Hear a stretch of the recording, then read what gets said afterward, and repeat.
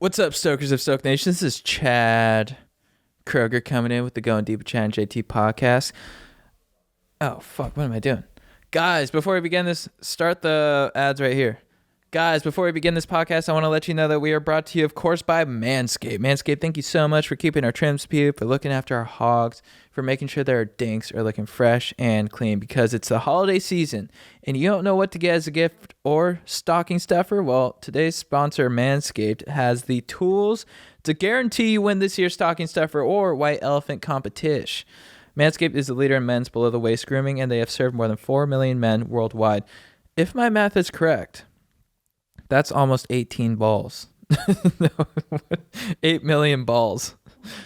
I don't know why I read 18. So get 20% off plus free shipping at manscaped.com/go deep. We also have a Manscaped giveaway coming up. Guys, I'm announcing this now. Next week, we will be sharing, we'll announce a winner of the Manscaped giveaway. And how do you get into that giveaway? You share your craziest manscaping stories with us. Send them to our email, chadgoesdeeppodcast@gmail.com. We'll read the craziest stories, pick a winner, and that winner will get the performance package, which you do not want to miss out on because your pubes are going to look so epic. We're also brought to you by the legends at Talkspace. Talkspace, thank you so much for sponsoring the podcast. Fall is a time for change, and aren't we all working towards a better version of ourselves? It's the perfect time to focus on your mental health goals with Talkspace. Match with a licensed therapist today at Talkspace.com and get $100 off your first month with promo code GODEEP. We're also brought to you by BetQL Daily. What up, dudes? Thank you for sponsoring the podcast. Big shout out to BetQL Daily. It's the must-listen show for sports bettors and sports fans alike. If you're not sure where to start with sports betting, start with BetQL Daily, presented by FanDuel. Listen weekdays 9 a.m. to noon Eastern on Odyssey, Spotify, or your favorite podcast app. Hell yeah. And we are also brought to you by a new sponsor. We've read for them once before, but this is, I think, their second time on, and I'm really stoked about them. Stamps.com. Save time and money this holiday season with Stamps.com. Sign up with promo code GODEEP for a special offer that includes a 4-week trial, free postage, and a digital scale. No long-term commitments or contracts. Just go to Stamps.com, click the microphone at the top of the page, and enter code GODEEP. All right, let's start the show. What's with deep? Going deep. Chad and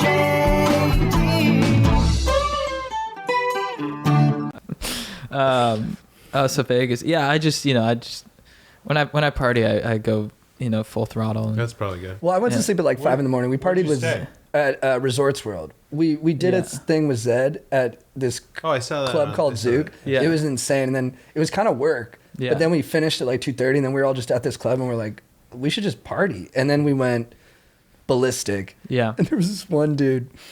I thought I knew him. Yeah. So I'm like, oh, dude, what's up? I thought he worked with Zed's team. I never met the guy. He's like, bro, good to see you. Could not get rid of the guy after that. And he just kept trying to feed me Red Bull vodka out of like a big gulp. Yeah. And I just kept being like, that's what Chad wants. Give it to Chad. Well, no, that is the most potent thing that I've ever had in my life because Red Bull vodka. yeah, You know, I used it'll to jack do you up. That it fucks you up. Yeah, and he made it really strong too. And he's one of those guys who you like take a sip and he's like, "Come on, man, you gotta drink more than that." And he came up to you like 10 times that night. He's like, "Come on, man, you gotta chug more than that. Don't be a pussy." And then I went to bed at 6. Yeah. And then tell them about the rest of your night. Yeah, because so we started at like 3, and it was like we were working. And aren't you tired? Well, that's the thing. It was like we just kind of had this like. We just wanted to keep going. So you get like an energy spike. Yeah, we got an energy spike. The sun was up, and we're like, we're in Vegas. Like, it's 9 a.m. Let's go get French tips at this place. And then we were just on this mission looking for a strip club. Which one? We went to. I lived in Vegas for 5 years. Did you really? What? Oh, that's right. I knew. Yeah, we've talked about it from 92 to 97. Cameron and Paxton were both born in Las Vegas. And that's when it was. That's when it went family style too, right? It was in the process. Yes. That's when like Luxor But and Crazy Horse Excalibur were 2 coming was in. still a big part of it. Yeah.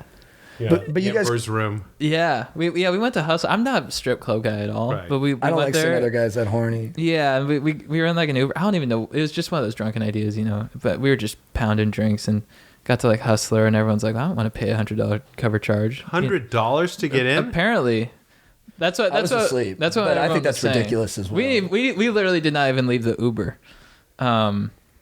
So we got and then we were saying the Uber driver like just drive us back. So drove us back. We were at a bar like outside Resorts World at like 10:30. Went back to the Resorts World. I was mostly with Dan, our guy we work with, the director, and it was like 11:30 noon, and we were just pounding drinks at this bar, and then I just black out. Wait a minute. You're pounding drinks at 10:30 in the morning after going all night? Yeah. And then you blacked out at the bar? Yeah, blacked out at the bar, like full, and then I came to, probably around like 12:30. Wait, what happened in those last 2 hours? That's a good question. Do you know? Does anyone know? I was asleep, but I guess he came to find me at some point. Yeah, so I came to in the lobby with one shoe on and no key to my room. I was like, where the fuck am I, man? Oh my God. And I was like I remember being the front desk guy. I'm like, I have no key and I'm so fucked up. And I was looking. I remember vaguely looking for JT's room, and I thought he was on floor 12. Like I thought he was 12207. That was like in my mind. You were floor 11. 11207. Well, yeah. You The were? next day, you were like, "Bro, I was looking for you, and I was on your floor on floor 12." And I was like, "Dog, I'm on 11." Yeah, so I vaguely remember knocking on this door, and this guy like, "I told you, man, he's not here." And I'm like, "All right, I'll see you." Were you also? Did you have a hat on, or was your? I had a hat, strip dude. in your Yeah, toe I think I had a hat on, Okay, but that's Wait, but so looking we still crazy. don't know what happened in those 2 hours. Is that correct? we don't. No yeah. one has any idea. Like you were out. You could I have was, been. yeah. Time traveling. They Did call you it. get your shoe back? My shoe was in my room, Oh, okay. so I left with one shoe, which is funny. Yeah, you went back. You're like, I want Leaves with to one be. shoe, You're like, I right? want to be lighter. I want to move faster. Yeah. Crazy. I want to ground. That sounds to really the fun. Resorts World. Need to touch the I'm earth. taking Paxton and Cameron to the UFC fight. Oh, that's Dustin Poirier versus Charles I don't know Oliveira. anything about UFC. This Saturday though. Yeah. That's a really good card. That's what I've heard. That's got some really good fights on it. where are you staying? We're staying at the Delano. I couldn't get in anywhere. Delano. Where is Never that? heard of that one. It's on Mandalay Bay. Oh, Oh, nice. cool. Have you been to the fights before? One of my closest friends is the CEO. He's not. No, Dana's the CEO. He's whatever. Joe Silva? What's his? His name is Lawrence Epstein. Okay. And I've known him since when I lived in Vegas in '92, and he was just a normal attorney, and now he's number 2 or 3 at UFC, and he just said, That's "You should cool. bring the kids up and let's have a weekend." That's gonna be so fun. yeah. It's a the great. kids are so fired up. You're gonna. The Yeah. crowd is great too. Really? It's just all jack dudes who are just Right. fired up. Yeah. I want to make sure I have protection. Though. It was. I went when I was 18. I saw in Vegas. I saw Renato Sobral versus Chuck Liddell. It was funny too. Strider. He wasn't supposed to go on the trip, and I just picked him up. And we're halfway to Vegas, and his mom calls, and she's like, "Are you still at breakfast?" And she thought he was going to breakfast. And then she found out he was going to Vegas, and she flipped a lid. It was That's so funny. He's funny. Yeah. Have you seen a fight live before? I think I saw a fight live, like before the UFC was really like it was a small thing, and I went to it. Right. And to be honest, this sounds like a big pussy, but it's really violent. I mean, it's kind of Yeah. sometimes hard to watch when someone's on the ground, they're passed out, and they're just pounding them, and Yeah. blood's flying. But Yeah, the ref's got to be good. The ref's got to get in there at the right moment. Sometimes they'll let it go for this was too early. long. This was really Right. early, and When John McCain called it like human cockfighting, when Yeah. it was just yeah, that's about the time. everything was allowed. You could headbutt, you could like Really? Yeah. kick it down to opponent, just crazy stuff. But I love that my boys are so fired up to go. And That's fun. It's really fun. I love the UFC, but I do relate to what you're saying. Like when I watch it with someone who isn't into it, and I see them react to the violence, I kind of get in their shoes, and I'm like, oh yeah, this is like incredibly savage. Yeah. But I've just always liked martial arts and all that shit. So I fucking me too. But so anyway, but yeah, so we got that this weekend. which will be nice. Boys trip. That sounds like fun. yeah, just the boys. That's gonna be Yeah. nice. Yeah. Are you gonna take them like gambling or anything like that? I was thinking about that today. I was thinking, you know what? When does this pod come on? Next Wednesday. Next Wednesday. Oh, good. So we'll be back. I was thinking, I'm going to give the boys, I'll give them like $500 each, right?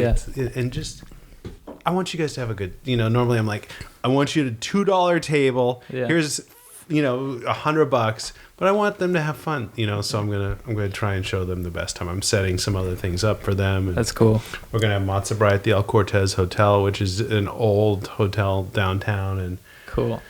yeah, I'm going to take them, because they haven't been there since they were born there, but they've not really been back in a real way. So I'm going to take them by the house that we lived in and stuff like that. What were you doing out there?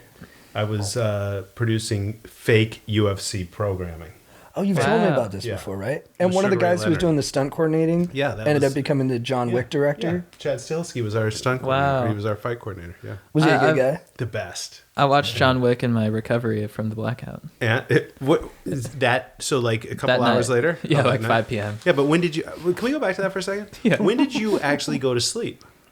Dude, that's the thing. I on my Whoop it said nap from like 1 to 3, and then I just can't I can't sleep during the day. I can't either. So I was kind of just like in a daze until, and then I kind of like I went to bed at like 10, woke up at like 3. It was rough. That's why I don't party that much, Right. because when I do it, you know, You go all the way. stuff like that happens. Yeah.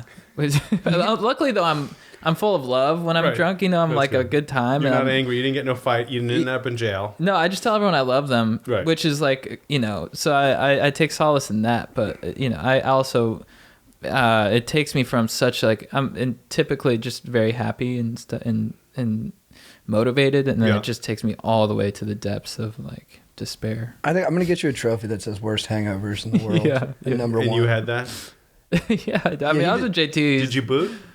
No. Wow. He just gets really bad hangovers. Like I get pretty bad ones at times, but he gets like the worst ones I've ever I seen. just get really sad. Well, you know what? That's because your body is so pure. Oh, That's thank what I you, say. thank It's like you. a high performance car. You can't So- put bad yeah, gas You in can't it. put shit in there. I appreciate. You should check your Whoop too and see how many steps you took from like 11 to 12:30. good. And then if it's like 10,000 steps, I worry that the poop is not as accurate as we hope. but you what might do have I walked the whole strip. Yeah. It's like you One ran. shoe. Yeah. With one shoe. Yeah, your average miles per hour is like 9. Yeah. Like you were at a It's good like, clip. You ran like 10 miles. Yeah. Just running down the strip being like, I love you. Yeah. I love you. That would have been good. Yeah, nice. Vegas is the right place for Yeah, that too. Rolling Stone socks. I got some Those are sick. limited edition Rolling Stone stuff. Did you watch the new tangential to that? But did you watch the new Beatles doc? Yeah, on you know what? Disney? I'm a little. Are you going to talk about trimming our pubes, or we're just? That's after, but we can dive into But it. thank I'm you not- for your no, professionalism. well, of course, I want to make sure in Athletic Greens. I want to make sure everything's getting covered. Thank We're yeah. working out our It's the deal. producer in me. We're working out our deal with Manscaped for next year. Yeah. And they want us to, give some of the product to some of the guests. And Yes. I thought about your pubes right away. Thank you so much. Of course. I appreciate that. Of course. I will happily. Is it a 4 by then? Yeah, it's gonna Oh, be the big 4.0, time. and your Yeah. pubes have first position Seriously? in my mind. Of course, Thank you dude. so much. Yeah, I of can't course. wait. I mean, you got going deep poops. Yeah, for sure, for sure. Wait, what were we fuller. talking about before that? For a Fuller. second, I was asking you. Aaron, help me. Vegas. No, there was. I was. Oh, fuck. I don't remember. Oh, the Beatles thing. Beatles Oh, the doc. Beatles thing. That's Yeah. right. Okay, so here's my take on it. I'm 3/4 of the way through the first episode. So you're like 3 hours in. Oh no, the Yeah. first episode. Okay, First so you're like episode. 40 minutes in. No, it's like No. an hour and a half. Yeah. it's Oh 2.5 right, there's hours 3 long. episodes. Sorry. And what I am absolutely fascinated by the dynamic that I did not know that existed amongst those 4 people, right? Yeah. And I had breakfast this morning with an old friend of mine, and we were talking about this, and I was saying, it's just so interesting that, when you watch it, Paul clearly is driving most of the creative, and I didn't know that George was as persnickety as he could be. Like that whole conversation about Eric Clapton. Did you get to that yet? Where they want Clapton to play the guitar on Yeah. it, and George is feeling a little bit like. Yeah, and he's saying it's jazz and it's not, and they're having that argument.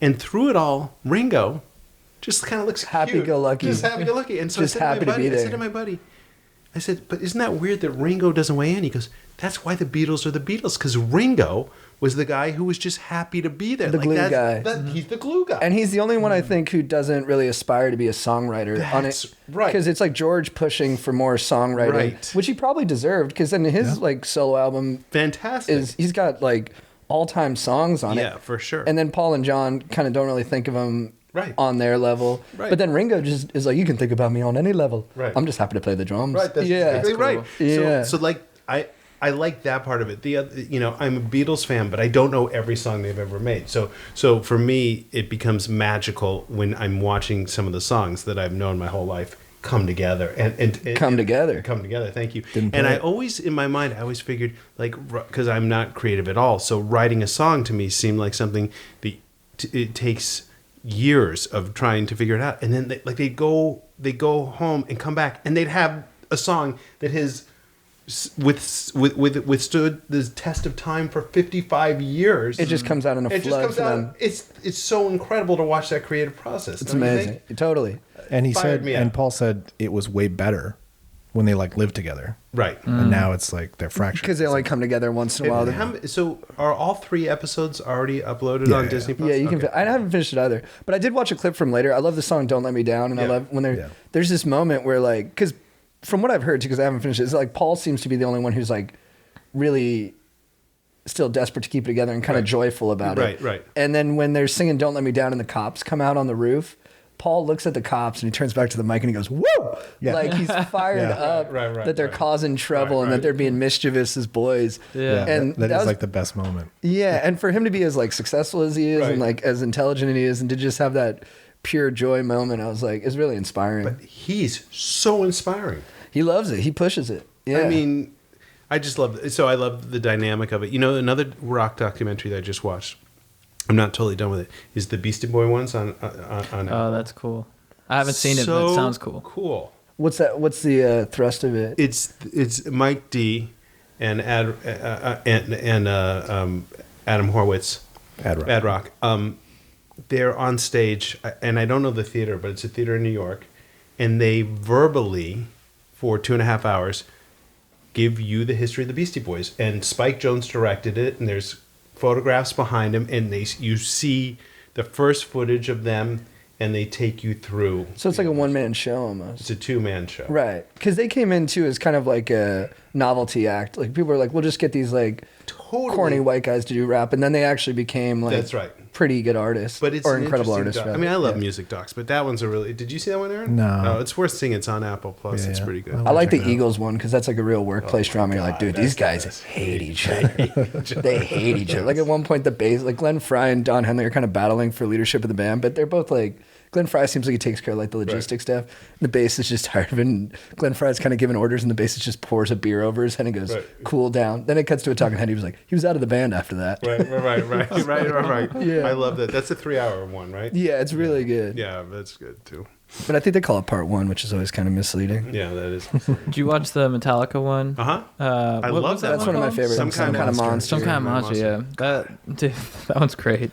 I can't believe they let people in on I all know. that. I mean, it's it's so funny seeing them in that light, and then it shows them at shows, and it's like they're so badass, you know. I And then, know. and then in therapy, they're just kind of like these spoiled kids a little bit, and you're just like, wow. They're babies. They're so sensitive. Yeah. But the fact that they let that, because I don't like celebrity produced documentary. You know what I mean? Yeah. Bill Simmons just made this point, but the two that I do kind of respect are that one and the Kevin Hart one. Yeah. Because both those people let themselves look like assholes in it. Yeah. You're Yeah. like, I can't believe you executive produced this thing. Yeah. That just makes you look like a fucking dick. Yeah. And it's totally in contrast to your public image. Totally. I watched that documentary, and then I offered James a role in Texas Chainsaw. Did you beginning. really? I did. That's I wanted him awesome. to be the sheriff, and we couldn't work out the schedule, but I got on the phone with him at least. That's I cool. got to talk to him. He's a raw dude. Yeah, he would have been great in the role. I felt like he would have been perfect. What was that like talking to him?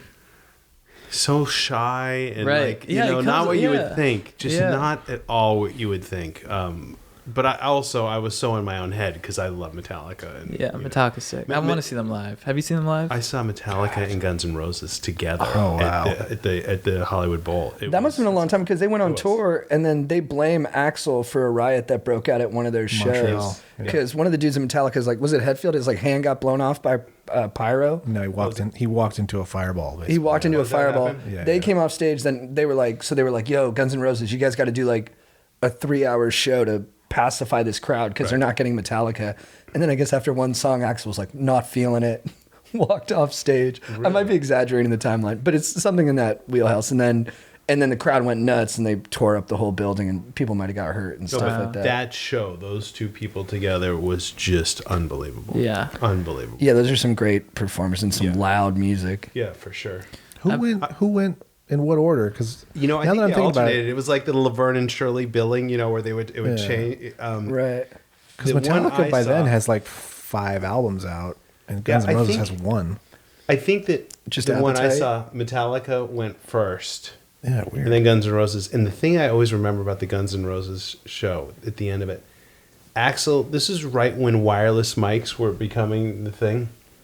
And Axel finishes the show and he launched the microphone. He throws it as hard as he can into the audience, and you hear it rotating over and over, and it hits someone. But I think he did that at the end of every show. He just threw that mic out as far as he could throw it, and that was the end of the show because there was no way. That's so you can't funny. top it. As a sound guy, not happy about it. If it just hits someone in the head. No, I Oh, know. fuck, dude. I know. Couldn't do that today. Yeah. Could not do that today. Oh, man. Yeah. Even mic drops as a sound guy, I'm like, Yeah. no, don't do it. It's not worth it.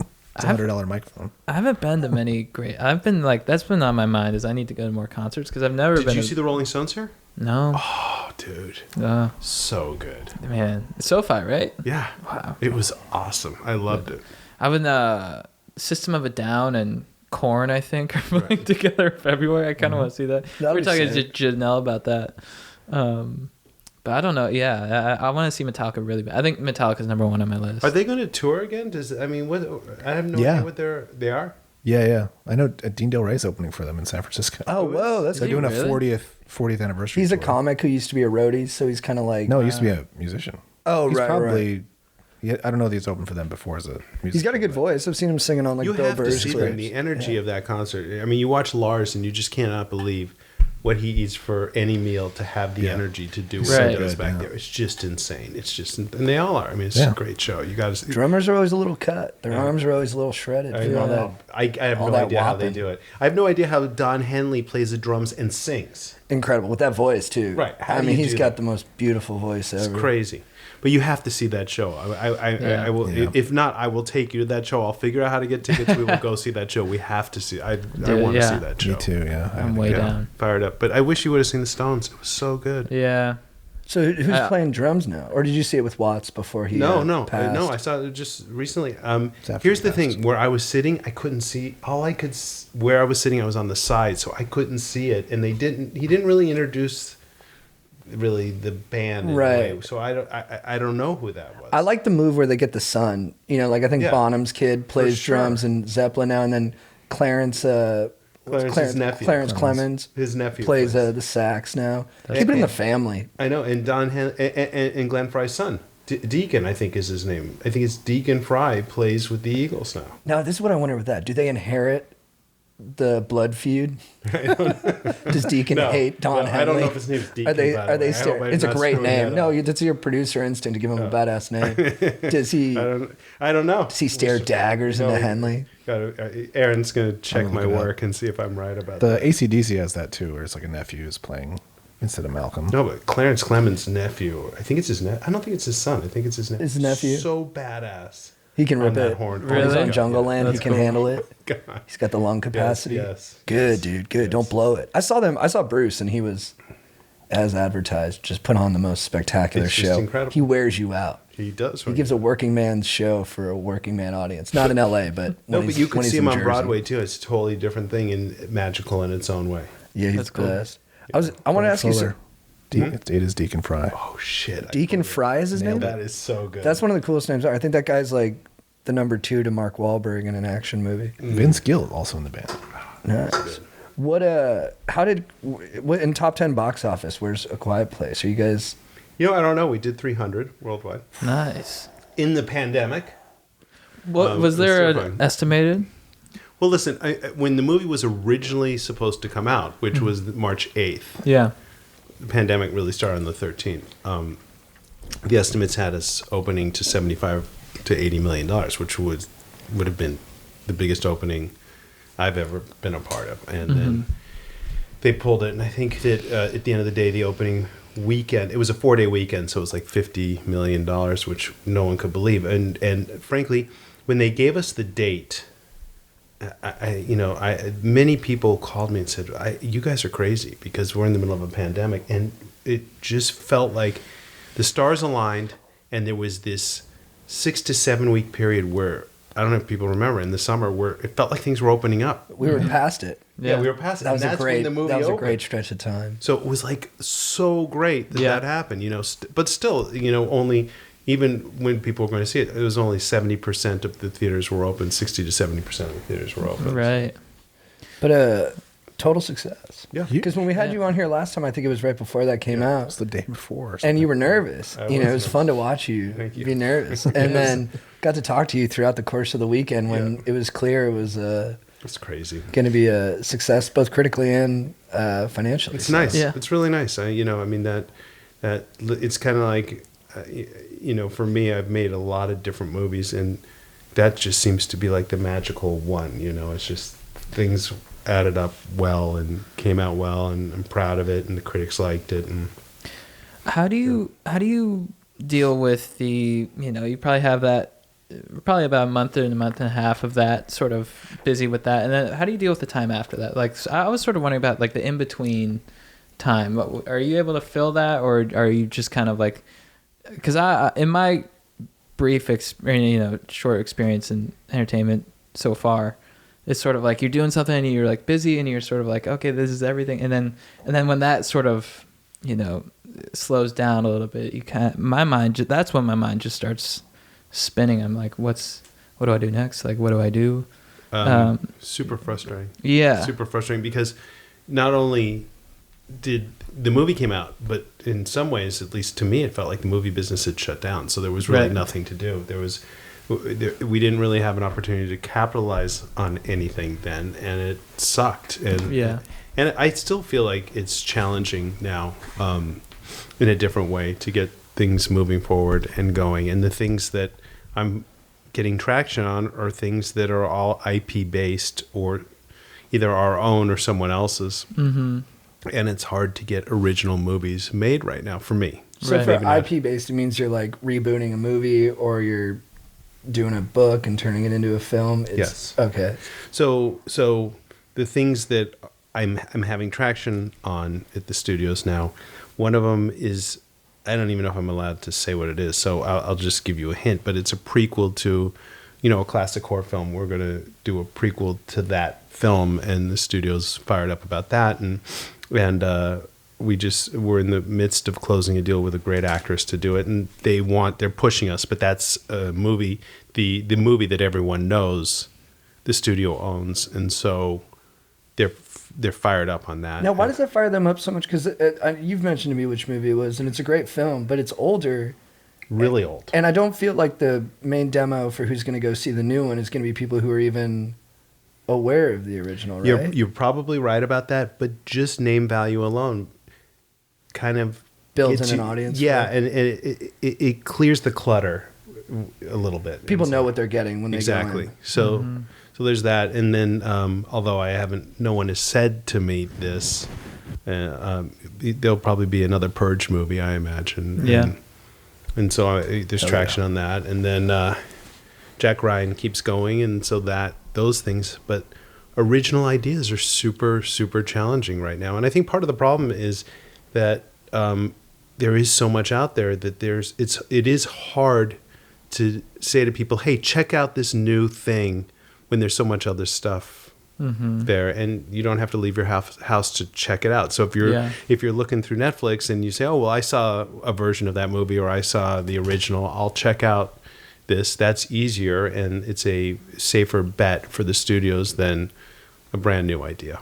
How do we break out of that? Like, how do you foresee the industry sort of breaking out of that kind of rut that we're in? Well, I think part of it happens when the pandemic abates and people start going back to the movies in a real way, where you just don't even think about, do I have to wear a mask, or what do I have to do? I think when life gets back to normal, that will help. But our habits have changed, and if I'm up in the middle of the night, I'm worrying about that. I'm worrying about the fact that for me, going to the movies was always just a wonderful. There was nothing tainted about that experience for me. And, now people don't have to leave their homes to see great product, right? And so the question more is, how did the studios get people to leave their homes and go see movies in movie theaters? I went and saw the James Bond movie in the theater because it was important to me. I don't know that my kids... What was it called? No Time for Sex? Yes, exactly. Yeah, No Time for Sex. But I don't know that my kids feel the same need to see that on the big screen. Like, I want to see Licorice Pizza. I definitely want to see that on the big screen. Yeah. It's only at one theater. It is. I was gonna see it Where's last it at? night. Westwood? Yeah, it's in Westwood. Yeah. That makes Yeah. sense. Why is that? It'll go wider, closer to Christmas. Oh, I it's think. limited release right Yeah. now. But Oh, I was also like trying- that Oscar. theater. I mean, I haven't seen it, but that in the Historical. 70s was the center Yeah. of movie going. Those two theaters across the street from each other in Westwood were the biggest and best theaters to go. That's where she goes in Once Upon a Time too. Yes. Makes sense. I also think with like it seems like the audience will get, hopefully, like people who see movies, in terms of creating original stuff, will get fatigued on just having these built-in brands that just keep churning out stuff. I think you're right. And then like, cause like in the 70s, what created that whole movie moment was like Easy Rider, right? Yeah. Like Dennis Hopper made this weird travel movie about these kind of outside the norm guys. And then it did huge numbers and everyone was like, oh shit, we got to keep making Right. stuff like this. Right. And then so they got weirder for a while and then that lulled and turned into different things. But yeah, someone will make something, right, that doesn't really fit in with that, but hits huge. And then people will follow that money. In the past, that happened. You know, something that comes to mind that was totally outside the studio system, or it felt like it was outside the studio system, was a movie like Napoleon Dynamite. Right. Right. No actors anyone had ever really heard of, and a story that on paper you're never going to get a studio to say, I'm fired up to see what that is. You have to make it outside the system and then sell it within. And those kind of things do happen a lot. I just wonder now, if you made Napoleon Dynamite or whatever the modern day equivalent is, where does that movie get played where people start talking about it in the same way that everyone talked about Napoleon Dynamite? Because, like, I'll ask you guys, have you seen a movie, but I love Netflix, but have you seen a movie on Netflix where your friends are talking about it and everyone's saying you have to watch it, or any of the other streaming services for that matter? I think I'm not sure if this is because I do stand up, but Always Be My Maybe with Ali Wong's movie. Mm-hmm. That was something where people were like, you got to see that. That was a good movie. Yeah. I didn't see it. Good chemistry Yeah. with the leads, and it was fun. It's a Yeah. good rom-com. And good cameo by Keanu. Mm-hmm. I think stuff like that, like Bird Box, when that was out on Netflix. Bird Box. That's right. Dude, That good was call. You know what, Aaron? That's exactly right. Bird Bird Box Box. was big, and yeah, you're right. But I don't know if any of It's these more were serious, like... though. Yeah, none of these were like... A cultural phenomenon. yeah. Yeah. Or like they weren't breaking new ground either. It wasn't like... I saw the movie Zola. That was pretty cool. Like that felt like something new and different. I But don't know that movie. it's based off like a Twitter story that this exotic dancer wrote. And the Twitter story is incredible. You can just read her breakdown of it. She's got like a great way of describing everything. And then they made a movie out of it, and it's really exciting and very unique. But it wasn't like a huge cultural thing. But back when you guys were younger and you were going to see movies in the movie theater, it felt like every couple months you would talk about, oh, we got to go see that. We got to Yeah. go see that. And it doesn't feel to me like that's happening in the same way now. Would you agree Right. with that? Yeah, I'm out of touch with it. Like I don't know what young people are doing. But when I was 32 years old, or however old you say 33. you are, I am 33. I used to keep it more shrouded in mystery because the character is good. perpetually 25. But when the COVID happened, I was like, I'm not going to die with people not knowing who I am. okay, good. That makes sense. But when I was your age, I was always talking about movies. Like, what else was there to talk about? Yeah. You know? It's different now. Well, you've It met is. with these TikTokers and stuff, I right? have. What do you? You don't have to say too much, but Yeah. Does it connect with you? The marketing, the ability of these people to put themselves in front of so many people and have people be interested in everything they do definitely makes sense to me. Right. Can they carry a movie? Can they act? Are people going to spend money to see them? I'm still not convinced. Well, I wonder if like doing that TikTok stuff, does that help you as an actor? Like all of our greatest actors, most of them don't like to be in front of people all the time. They're like Right. weirdos when they're not on camera. Like everyone says Robert De Niro has like no personality Right. off camera. Joaquin Phoenix, everyone knows he's like a weirdo. Daniel Day-Lewis, like, is like learning how to cobble shoes Right. in between doing Right. some Right. weird, in between playing Lincoln or whatever he's doing. And it's like, I don't know if you're in front of a camera all day TikToking, it's a totally different skill set. It is definitely a different skill set, but we as a culture are used to being in people's lives all day. I mean, the Kardashians and all that. I love them. Right. Or Beverly Hills Housewives, or the Housewives, that didn't exist back in the day, right? Yeah. So it's different now. And so, there is going to be a TikToker who is going to become a big movie star. Who can do it? Well, you're a really good actor. You're like the best actor I've ever I met. hear you're a very. Yeah.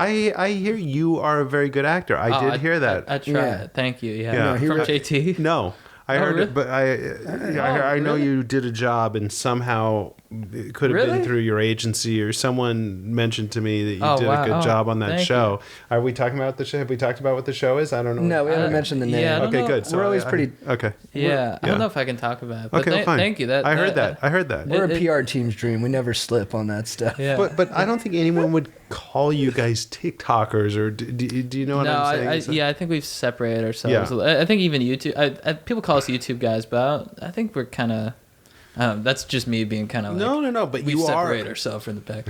But It's hard to say. yeah, Yeah, but you guys aren't taking me on a journey through your breakfast and your your massage, or you're buying a pair of shoes. Do you know what I'm saying? Right. Like No, I leave that stuff out. When I get a right. massage, that's just between me and the masseuse. understand. No one wants to hear about that. But though you curate it in a way that I think puts out I know you guys, who you are, but also it's not giving so much of you away that Yeah. do you know what I mean? I think you Yeah. balance that fairly.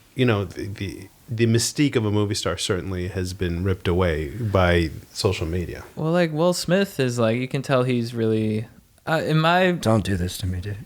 Well, what's the problem? in my view, he had a number of flops, I think, and then he's seeing what's happening on social media. He's like, okay, I'm gonna go on the super vulnerable side. I'm gonna lay everything out for everyone. And I think, and I watched King Richard and I loved it. I did too. I thought it was really great, and I thought I it was, did too. But I'm sort of wondering. I'm like, would he have been better? Is this helping his career? The sort of YouTube vloggy direction he's taken, or if he had just sort of waited until he had a movie like King Richard come out, in the grand scheme of things, would that have helped his career more? 100% it would have been better. Do you think so? Then having his fucking wife talk about how much he sucks every 5 minutes. But like everyone's talking about him now. You know what I mean? Yeah, I don't know. I would have liked the King Richard thing. Personally, I would have liked the King Richard thing if it was just Yeah, I'm After just thinking Earth in the context of like our culture and like how things work nowadays.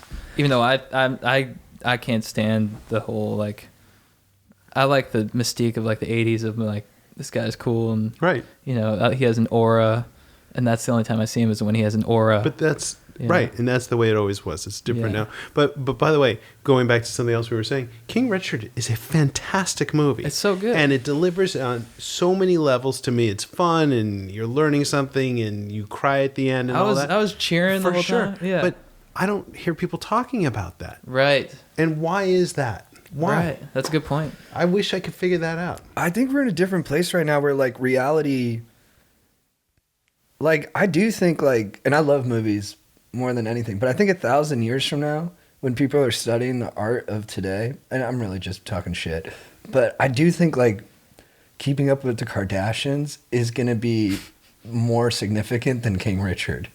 I do. I think there's something there in the reality of it, in the way that it's like storytelling, but it blends into things that we know are actually happening. Right. And with just the performances and the intensity you get from that format, it's, I mean, dude, every time I watch The Bachelor, I'm like, this is the best fucking thing I've ever seen.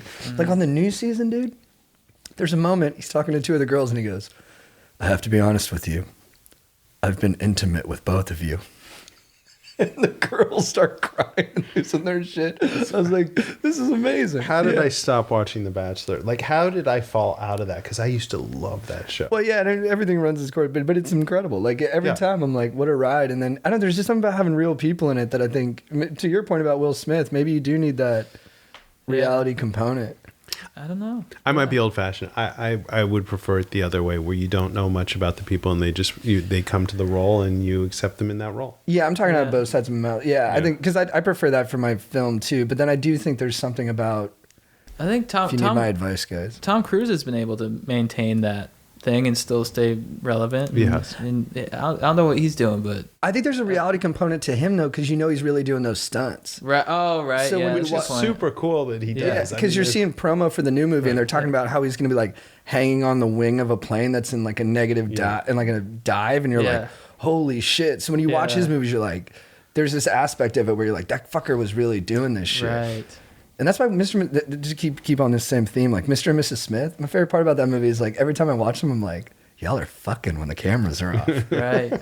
Like every time they look at each other, I'm like, yeah, I bet you're looking at her like that. Nice. Yeah, y'all are being bad. Yeah. But if there was TikTok and Instagram then, you would have already known. Do you know what I'm saying? Like it made it more interesting that you didn't know and you wondered. Mystery's These are the two good. of the best Mystery's looking good. people on the planet. I wonder what happened. And no one really knew until, do you know what I mean? Years later, right. No, the mystery's good. Yeah. But when this TikToker becomes a movie star, Yeah. are people? Do you think they'll be with like Gen Z or whatever, and so Gen Z will be able to take it? Because I think about the transition. How do you get people to take you seriously? Right. But do you think with Gen Z growing up with that, that's like what they know? Do you think then they'll be like, oh yeah, for sure, you know? Yeah, I do, because Yeah. the executives who I work with all came up in the movie business in the 80s and 90s. That's what we all watched, and so. But the new executives, you know, who grew up with social media and all this, they will, because that's going to be what they know, Yeah. right? So I It's do, I interesting. think so. And if they're a good actor, if they can, Right. if they can do the job, then you know, if like Josh Richards can act like Timothy Chalamet, That'd be hilarious. Like if he was that good, How do you pick Josh Richards? How did you do that? he seems 'Cause like the biggest one, right? Is he? I think he is, right? I just see him pop up. He's a cute kid. Yeah. I've met that guy. I'm impressed with That's Josh why I Richards. brought him up. Oh, you did? Because I told you. Oh, that's right. I did. I told you that. I'm like, how random that you pulled him up. Right, playing dumb. Yeah. Yes. And his manager, Michael Gruen, who is an incredible force of nature. And he's young too, right? Michael, 22. He's 22. His manager's 22. Yes. Yeah, because when you were telling me about him, I thought he was like that NSYNC manager or something, No. like some 45-year-old. Lou Pearlman, Lou just some Pearlman. fat perv. Yeah, and I saw him there like that's Sorry, Lou. because I saw him together in the He's and burning quite happily in hell. yeah. Oh, did he die? Oh yeah. And then- Aaron psyched him. oh yeah, he did. Yeah. But then I Good saw riddance to Michael bad Gruen rubbish. and live up. They're like, "That's Michael Gruen." I'm like, "That's Michael Gruen." Yeah. He's 20. We'll all be working for Michael Gruen one day. You He's watch. 22. Yes. That's nuts, dude. That Good for guy's- him, man. Yeah, he's awesome. Yeah. Could you imagine being a manager at 22? The balls to Were you? That's chutzpah. You were a manager though, right? Not when I was 22, but yes, I was a manager. I was a dog shit manager, but I was a manager. Why do you think you were dog shit at manager? Because I felt that, okay, so I represented a bunch of people at the early part of their career. And I felt like a fraud every day because I was not making enough to pay for my apartment. And I'm telling people what to do with their careers. And yet I had no success on my own. So it felt really inauthentic. And I was very lucky that a couple of my clients, my big client at the time was Tracy Ellis Ross, who I met her and she believed in me and we worked really hard together and something, I learned a lot from that experience. But when I first met Tracy, what I was telling her was simply my opinion that was not based on anything other than my opinion at the time. And So you just had like healthy humility, which Yes. probably doesn't help if you're a manager. it does not help. You have to create the illusion that The you know emperor everything. And I needs did the to- opposite. Yeah. I did the opposite. But she was amazing. And How did that's a good thing to talk about. It's like, how did you learn to stop? Like sometimes when I have to make a decision and I'm in a position where I need to be the person who makes the choice, at the end of what I say, I'll be like, look, I'm just a fucking idiot though. But you got to learn how to stop saying that, right? Because yes or no, because at some point you've had enough experience that you can say, I'm a fucking idiot who's had a lot of experience and this is what I've gone through in the past and it's informing my decision going forward. right. It'll, Right? yeah, So- the strength behind it will come through in the experience and in the Yes. track record. And that's helpful. The experience is really helpful, whether it's right or wrong, but it does help you make decisions going forward for sure. Yeah. I think the thing I'm learning the most about too is just like like in a workplace, it's not like when you're dating someone, you can get into a fight and just say exactly what's going on. But in a workplace, there's more of like a kind of conversational jujitsu going on where you only show so many of your cards and you kind of have to like know what information to give and know how to like kind of, kick a conversation down the road if you have to, if it doesn't need to happen. You only give away as much as you need to. Yeah, but that's corporate world. That is corporate America, right? And that's. I don't think a lot of people come to their first jobs with that knowledge, they watch it happen around them. I certainly my first job was at William Morris, so I watched it happen around me, and that was very informative to me. What to say and when to say it. More importantly, This is when I watch Succession and I see the Brian Cox character Logan, and he's just, I'm gonna fucking destroy you. I'm gonna fucking dominate you. I'm like, I don't think that's how bosses really get stuff. Maybe if it's a family-grown business, but well, I think there was a time when that was the case. you think like Ovitz was like that or something like that. I when he was never running CAA? listen. He created such a mystique, and you never heard anything because I was working in the agency world during his rise, and you never heard anything bad about Mike Ovitz. You never did. You just heard he was a genius. He was smarter than everyone else, and he knew everything that you didn't know. And now all you hear is that he's just like, every book about Hollywood is like, guy's an asshole. Right. So he got put into a category where it was like safe to Yeah. trash him. I get, yes, because he was out of the business. But I will tell you that when he was Mike Ovitz and he was doing what he was doing things that no one else would do. I mean, there was not a notion really in a real way about taking the assets of an agency, being a director, a writer, a bunch of actors, and all putting them together and packaging like that. It seems so simple now, but that really didn't exist in a real way before he started thinking about it. Yeah, he revolutionized like the bottom line for agencies. Yeah, I mean, I have nothing but respect for him. Beast. He's a beast. Yeah. He's an entertainment beast for sure. I got that book. I think that's the first time I'm gonna start because I'm reading all the acting technique books. Yeah. I'm on Chekhov right now. Yeah. But I think because I asked Brad for a list of Hollywood books to read, and I think I unloaded CIA on book. you. Did you put the I loved it. Was the Geffen one on there too? The mailroom. You know, that was not on there, but I have that book. Oh, you have it? Okay. Yeah, but I loved it. He sent me probably like eight books. I made a big Amazon order. Yeah. I'm And they've psyched. come?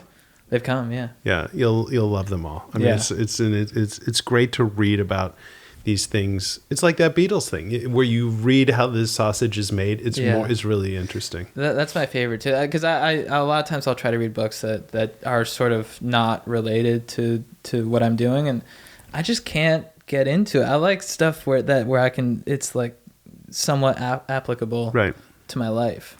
But I don't know anything about those acting books, right? But I do know that you have a thing that you have to bring to whatever acting role you're doing, and so you always have to preserve that. I don't know what the books are telling you, but you have to preserve that thing. That Chad thing. Right. Yeah. You don't want them to take that away. Yeah. That I do wonder about that, but I'm sort of reading them as like I'm not taking notes of like this is what you gotta do. Like you need sense memory and substitute. It's sort of I just sort of like reading them of like just to get a just to like get all that information and let that makes it sense. And you're dedicating time and effort to your discipline, which I think like even if it doesn't directly apply, it's like it's all helping. It's marinating in my head, and I think it's having that tool belt to for sure. And when you read like the Michael Caine one or something like that, like he kind of demystifies it a lot. Yeah, like he's like, what do? I hit my mark and I tell the truth. Yeah, and how great though, right? It's awesome. Yeah, and he's one of a legendary actor who's crushed it in so many roles. Across decades, and you're just like, oh, this guy just like knows who he is and just is no bullshit about the approach. Yeah. Are you guys watching Curb this season? No, I need to get on it. Is it good? I like it.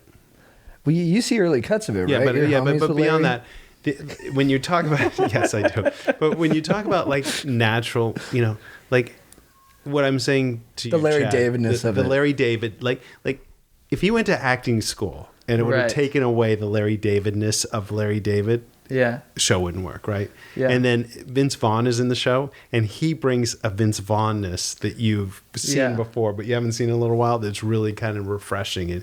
And Susie, Jeff Garland's wife, I feel like all those people are bringing themselves to it, and it makes it feel more intimate, like you're watching people that you kind of know. Right. Yeah. You know how like in the 80s everyone was doing blow when they were making movies? See, I don't know about that, but I know because you came in a little later. Yeah. But you hear that, right? For sure. Yeah. And that it almost like contributed to the 80s has like this weirdness to it where you're like, what? Like when you watch Teen Wolf and you're just like all the directions this movie's going in. You're like, who came up with this shit? Right. And then someone's like, everyone was doing blow, and you're like, that connects. Is it?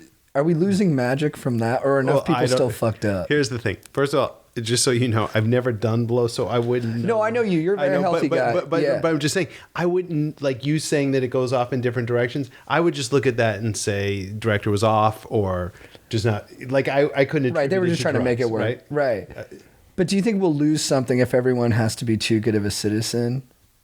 Yes.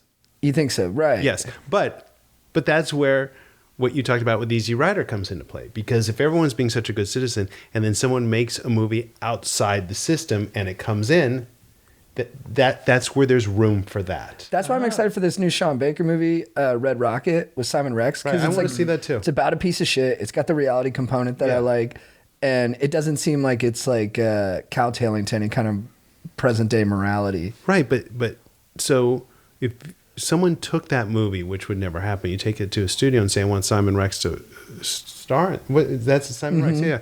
I want him to star in it. There is not an executive in this town who would say, that's a great idea, let's do that. Has to happen outside the system and then come in. And then it changes the system from the outside. And it changes him too. He becomes, I haven't seen it, but I hear he's great. And assuming that, he's going to have a ton of meetings and he's going to get another role and he comes back and it's from going outside the system to come in. I think, there was a Marcuse, I forget his full name, was a philosopher, and his big thing was, can you critique a system from inside of it? Or do you have to be outside the system to be a real critic of it? I don't know the answer to that. I don't either, dude. I don't think he did. I don't know. It's tough. But there's always something interesting coming from outside. That's where Sundance and, a lot of movies that, that's where those things come from. And Hollywood's always had that, and it's always kind of supported it. And the one thing about streaming is it does leave a lot of room for those movies to come in and at least be seen, which is great. That's great for the business. Yeah. Right? 100%. Yeah, you want as many voices from as many different places and For as sure. weird as possible. That's right. To be giving us content for sure. It might also just be impossible that we're ever going to have a generation of filmmakers come out like that late 60s, 70s, That's Arthur true. Penn, De Palma. Wow, Spielberg. What was that movie? What was that book I told you about? Raging Bulls. Easy Riders and Raging Bulls. Yeah, that's what that whole book Peter is. Briskin. Yeah. Yeah. Did I put that on the list? I'm not sure. That's a great book. It's a great book. And you know what I like about that book? He makes all those geniuses sound like they're this close to being idiots. Like every masterpiece, he's like, this director who we all think is a genius had no fucking clue what he was doing. No one had faith in him. And then he churned out the best films you've ever seen. And their personal lives are all a disaster. And everyone thinks everyone thinks Spielberg's a dork. Everyone thinks like Coppola's an egomaniac. Right. And then it's just like, but look what they did. To go to sleep every night, I listen to this lecture from Paul Schrader, just because he's such a character. And He's amazing. He just the way he speaks, for some reason, it's very compelling. But I like going to sleep to Paul Schrader. He did Taxi Driver, and the way he breathes too. At his age now, the way he breathes, yeah. And his whole thing is like he was just like, drinking and driving, developed an ulcer at 25 because he was just so lonely, and he was becoming Travis Bickle. Bickle, yeah. And so he wrote the script as therapy, and it sort of sat on a shelf for a year because his whole thing is he's like art is a tool, and it's you use it to do stuff, and what you use it to do is to learn about yourself and other people. And he wrote it as therapy, and that's sort of his approach to screenwriting, which I think is interesting. Did you guys ever see a movie called Hardcore? Yeah, with the guy who played Patton. Yeah. Just randomly watched that movie a month ago. That is as dark a movie as I've ever seen. Yeah, it's him trying to track down his daughter who's got lost in the porn world. Yeah. And he was like an abusive father. And he plays an alcoholic father. And I think he was an alcoholic when they were making it. Yeah. Which helps the fucking movie. It is so, like that movie. Anyway, super dark, but that's Paul Schrader, and you could feel him in that movie. Those are his obsessions. Yeah, those are his. He's great. Yeah, he goes. Well, he was a Puritan. His mom used to like poke him with needles and say that's what hell feels like. And so seeing a movie was like an act of rebellion for him because his parents were so strict. Yeah. I think he was a Quaker or something like that. And then... So when he would see a movie, that would be like the equivalent of me, like, ditching school and like doing acid or something like that. Yeah. He was just on a totally different scale. Yeah. Have you met him? No. You got to talk to Bertolina. He worked for him. What did he work on? The Hills? Way. Something. Did he work on that Lindsay Lohan, James Dean? No, I don't think so. He's done some good ones. Autofocus? Light Sleeper? I don't know. He's got some good ones. He recently said he worked for Paul Schrader. That's cool. First Reformed? That was a great one. Yeah. That's a fucking I never good saw movie. That's a good movie. That's good. People have been frustrated that we've been talking about movies too much. So this will be Should we a nice. stop? This will be a nice tonic for that. Oh my God. But I think it's what we want to talk about, and I think that's more compelling. They want more sensitive dong to it. talk Dude, that's a good question. We should put out a poll, like more dong talk or more less? movie talk. Right. Yeah. more anthropologists, which the numbers on would not support that. Guys, we know two things: dongs and movies. Right. Yeah, What it's do you true. want? That is kind Right. of my wheelhouse. Yeah. Well, so I'll ask you one more movie question. I said this on the pod too, and I wanted to ask you this: is Bradley Cooper the number 2 prestige actor in his prime in Hollywood right now, behind Leo? I guess you could put Brad Pitt into the conversation, but I think he's a little long in the tooth. So Hard question. I mean, who's got first dibs on the best parts? honestly, I think if it's purely for acting, because you can't argue Bradley Cooper. I mean, he's directing. I mean, he's a triple threat, right? I mean, he produced The Joker. He produced The Joker. Yeah, he directed A Star Is Born, and he has starred in major movies. He's a voice in also. Marvel. Yeah, so Right. Leo, Leo's always working with amazing. I don't know. To me, it's kind of a tie, but maybe I give a little bit to Bradley Cooper because of all the other things he's doing. But just as an actor, just in first dibs on a part, I think Leo. Alfonso Cuarón has a new movie. I think it's Leo, but not. is B. Coop's number 2 though? Oh, for sure. And then who's number Well, 3? I think it's when Leo decides to do a movie, it's an event. It's a big Right. deal. You know, like this Adam McKay movie. Right. It has a huge cast, but I think the fact that Leo's doing it and it's like kind of is it a dark comedy? I don't know, but It is. I've seen it. You've seen it. Mhm. The fact that it's that's what's giving it all the sort of gravity. It's getting trashed critically. Is it really? Mm-hmm. Oh yeah, I saw I a think guy his like movies do. Adam McKay's kind of do, don't they? No, I think he's been riding a high of being like the. Did you guys the see darling. the trailer today for the Lakers show that he did? That's gonna be cool. Yeah. Holy shit! Is that great? So it's gonna be It's so great. mini I series on auditioned like to be a son. Showtime. Yeah. You auditioned to be Jerry Buss's son. Yeah. So I did didn't know that. Cameron. Yeah. Did he really? Yes, he did. Yeah, yeah. Whoa. Yeah. Who's playing the son? I don't know who got The the, kid role. from Do you know who Riverdale got or I the don't role? know. But that trailer, I'd like to see. that trailer, Yeah. looks awesome. Yeah. That's a great- I need to see that. A great thing to capture too. Yeah, for sure. Those And they Lakers are a lot of capture it. fun. Like when you look at it, it looks like it's from the 70s. Like it is, Or 80s rather, right? well, late 70s going into the 80s. Right. I think is what it Oh, they're is. going early on it. Well, I forget what Magic's first year. I think 80 started- was his first year. Okay, so it was. Yeah, it looks really good. Because I think 79 was Indiana State versus Michigan State in the Natty. How do you know that? Him versus Larry Bird, dude. Wow. Yeah. That makes sense. That does make sense. So, where do you I'm think actually about wrong, I Leo think. versus Brad Cooper? I think Leo's the bigger actor, but I agree with you. If you're doing the whole kit and caboodle, I mean, B. Coops, he's like, dude, I watch clips from A Star Is Born daily.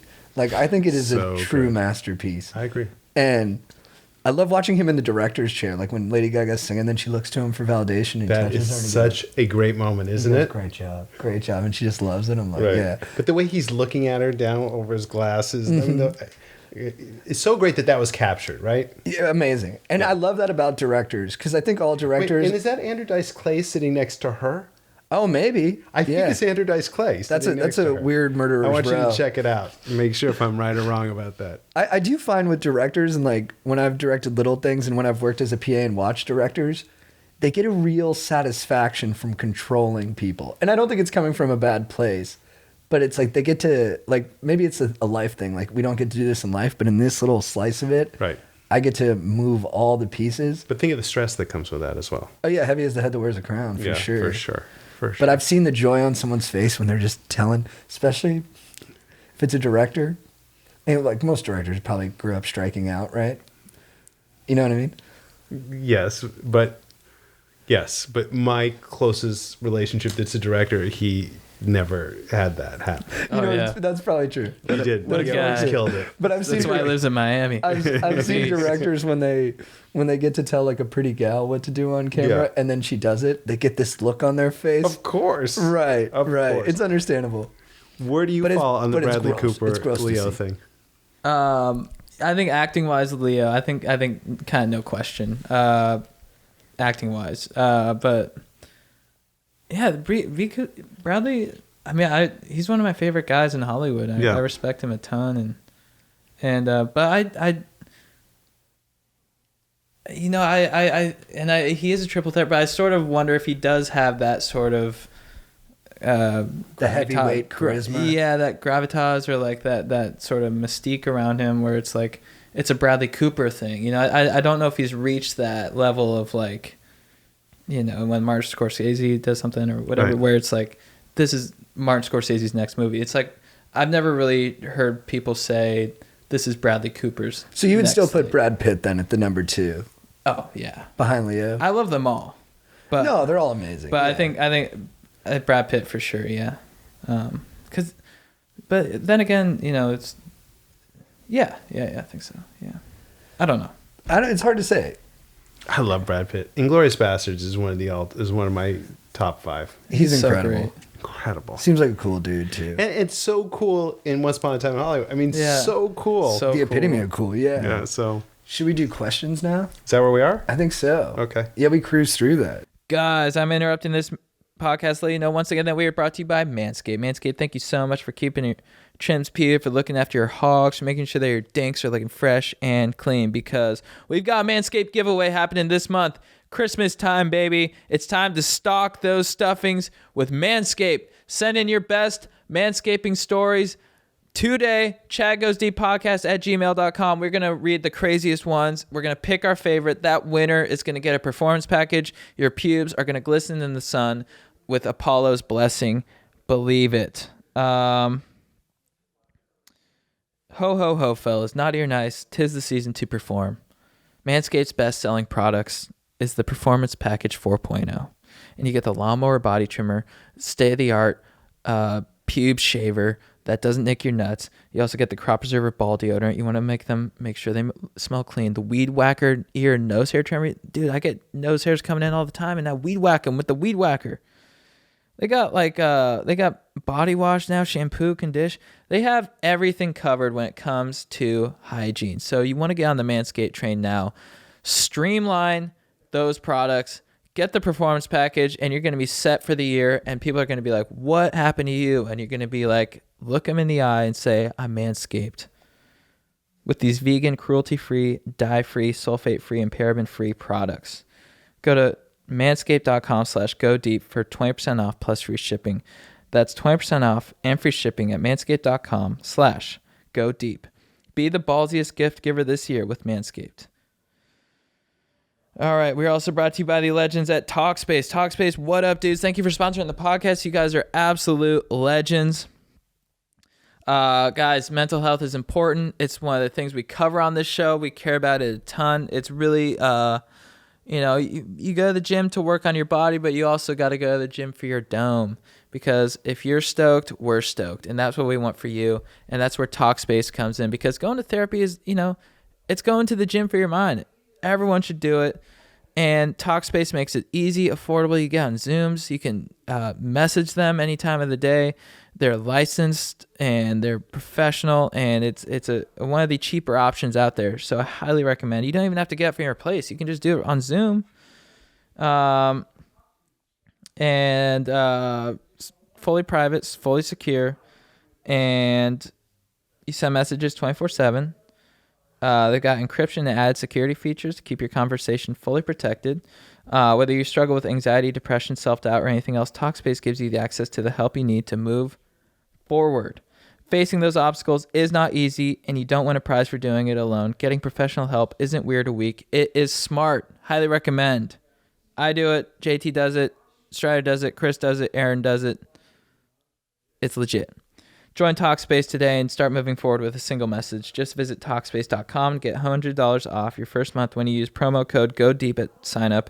That's $100 off at Talkspace.com, promo code GODEEP. We're also brought to you by BetQL Daily. What up, dudes? Thank you for sponsoring the podcast. Sports betting is legit. If you want to get some action on the games, it's the best way to watch sports games. It fires me up. I love BetQL Sports Daily because it gives you the inside scoop on sports betting. Understand where the market is moving, which smart bets are out there, and have some fun listening while you're at it. BetQL Daily, sponsored by FanDuel, is the must-listen show for sports bettors and sports fans alike. So if you're going to get some sweet action this weekend, if you're going to get some sweet action on the game, listen to these dudes at BetQL Daily, and they'll give you, some really solid tips. No guarantees, but it's going to give you the knowledge you need to, make a pick where you say to yourself, dude, I am fired up on that. I'm fired up on my pick. Host Joe Ostrowski, Joe Giglio, and Aaron Hawksworth serve up Wagertainment, the sports talk you love with betting insights you need each weekday. Find out where the market is moving across all of the week's biggest sporting events. If you're not sure to where to start with sports betting, start with BetQL Daily, presented by FanDuel. Listen weekdays 9 a.m. to noon Eastern on Odyssey, Spotify, or your favorite podcast app. Finally, we are brought to you by Stamps.com. Guys, I use Stamps.com. I mean, you guys know that going to wait in line at the post office is the worst. I mean, you're sitting there and you're like, I'm doing this for stamps? Isn't there an easier way to do this? Like, why do I have to take an hour out of my day to get stamps? Well, guess what? There is an easier way that's legit and cheaper. And what up? It's Stamps.com. Whether you're selling online or running an office or side hustle, Stamps.com can save you so much time, money, and stress during the holidays, especially when you're sending stuff for the holidays. Use Stamps.com because you can get the stamps and it's so easy. And you get discounts, like 40% off USPS rates and 76% off UPS. I mean, where else are you going to find discounts like that? If you guys are shipping stuff, get on Stamps.com today. It's so easy. It's so legit. Going to the post office instead of using Stamps.com is kind of like taking the stairs instead of the elevator. It's whack. So use Stamps.com. Save time and money this holiday season with Stamps.com. Sign up with promo code GODEEP for a special offer that includes a 4-week trial, free postage, and a digital scale. No long-term commitments or contracts. Just go to Stamps.com, click the microphone at the top of the page, and enter code GODEEP. All right. Back to the show. Girlfriend, big dick gaslighting. Chad, GT, and any esteemed guest. My girlfriend always tells me I have a big cock while we're having sex. My dong piece is about 2 inches flaccid and nearly 4 inches hard. She has had many partners before me, at least 22. She's not exactly sure. From a statistical standpoint, the odds of her encountering someone who actually has a big cock are high. So why does she do this? My girlfriend has really small tits. So the other night while I was fucking her, while we were fucking, that sounds less aggressive than the way I phrase it. God, yeah. Babe, I love your huge tits. She gave me a confused look and paused to say, babe, I don't have any tits. Does she think I'm just stupid and don't know what a big cock is? And how come I have to just go along with it? But when I tell her she has big knockers, we have to pause sex so she can correct me. Dude, I've actually dealt with this before too. And I think the thing is she's saying it for you to get you more confident, but it's also just fun to say that stuff. Like, it might just excite her to say, oh, babe, you have such a big cock, because that might get her excited because it's just like dirty talk. Mm-hmm. I wouldn't think that I would remove yourself a little bit from it and just, dude, I would just play into it. Like, if she's like, you got a big cock, I'd be like, yeah, I got the biggest cock you've ever seen. And just roll with the reality of that. Yeah. And then you it's just pretend. You're just having fun. Yeah. I wish I had something to add to that. The issue is, sounds like the relationship doesn't have a lot of honest conversation. That's my take on it. But whatever. Yeah, do I have anything? I don't think I have anything to add to both those things. I think you covered it. Thanks. No, I think I would. Yeah. I mean, I'm pretty vanilla, but I would clean up the language a little bit. Yeah, thank you. Yeah. But are we old, and is that ridiculous that we're even saying that? Because I felt that when he was reading. I'm clean up the language in the email or in the dirty talk? Well, no, the email. Right. I wouldn't want to talk about, if I were dating a girl, I wouldn't want to talk about her that way. No, and I don't. That threw me off of like. Okay, me too. Of like, why do you have to say it like that? Why do you have to, why do you have to say like when I'm fucking? It's like. I don't know. I think he wrote it with a boner. I think he literally took a break from sex right, and wrote out this email. It was so fresh in his mind. Yeah. Even if I had a boner, I wrote it. You'd be more polite. I'd be this nice lady. We were fornicating. And I don't know. Yeah. And that's always kind of rubbed me the wrong way is when people. You know why? Because it reads it's graphic. It reads as insecure to me. Of like, oh, you got to be this like macho dude who's like fucking. Yeah. It's like, just relax. Yeah. Yeah. What up, Chad and JT? What up, JT? What up, good people in the Stokers Circle and universe? Hope you guys can provide some insight here. Cuffing season is upon us, and I'm single at the age when all my friends are wifed up or settling down. Thing is, I dumped my dank GF earlier this summer, and I'm trying not to regret it, but I think I do. Working jobs we hated on opposite schedules in a pandemic was brutal on the relation and on her and my mental health. She's been through some tough stuff, and her depression really took over. I couldn't help her anymore, and she was really in a bad way. So I had to end things for her own sake to work on herself. I didn't have it in me to support her through it, and she seems to be getting worse. Fellow gents, I broke this girl's heart, and it was the hardest thing I've ever done. Now I'm thinking about her every day, even though I dumped her months ago. I know who she is behind her depression, and she's completely changing her life on her own, finally taking better care of herself. She should be happy in her life without me before we can be happy together, right? But my gut tells me she's the one, and I walked away because I was scared of stepping up in my lone life. Seeing her better now is soul-crushing, my guys. She's everything I ever wanted. I told her it was over for good a couple months ago, but now I can't stop regretting letting her go. It feels like if the universe made us cross paths, we'd get back together and be the dopest partnership ever. Should I fight to get her back? And if so, what's the most honorable way to do that for a lady when you already broke her heart? Is it possible to get her back after causing so much pain? That's it. I hate that he says that he dumped her. Am I being a stickler today? No, Do you dude, think? let it out. I like No, I felt like It struck me weird too. the way he described her didn't make it Right. feel like there was a three-dimensional person. Right, he there. wasn't being That was my very issue. sensitive to her. Right, okay. Yeah, that's true, that's true. But this guy too. It's like, if she's having problems, and now she's better, and he wants to get back with her. I'm confused. Does he want to get back with her because she's no longer depressed?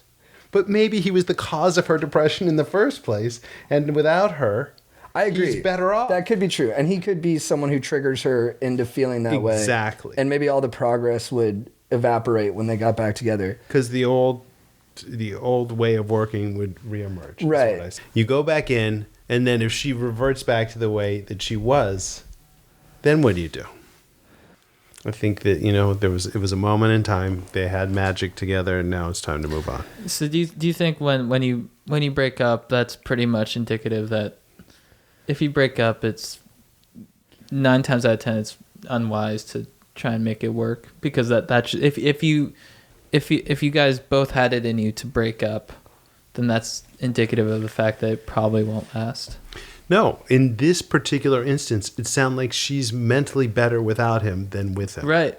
Yeah. So there are plenty of times when people break up and then they go do a lot of work on themselves and then they can get back together. But it Yeah. sounds like her life has gotten a lot better. Yeah. And so Yeah. Do you have friends who broke up, came back together, and were better for it? Like it worked out?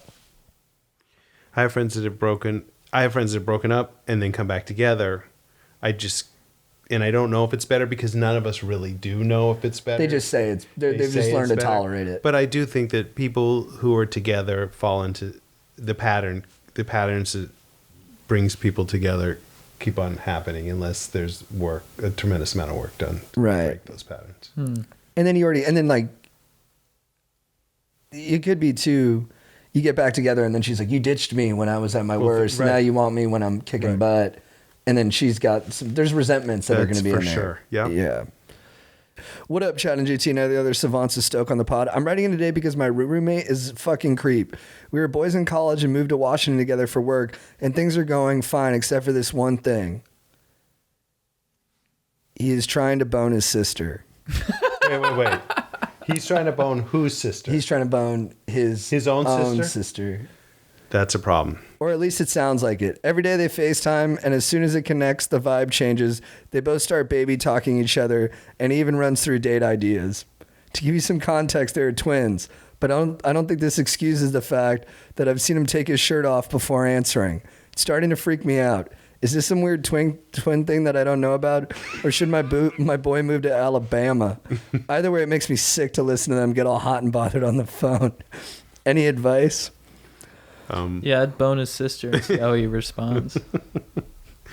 It's a defensive move, really. You're protecting her, you're protecting him. Yeah. And then if he doesn't respond the right way, then you got to move out. And then he It's a checkmate move. I like it. Yeah, and then when he next time he goes to FaceTime her, you're in the background just like eating some chicken or something.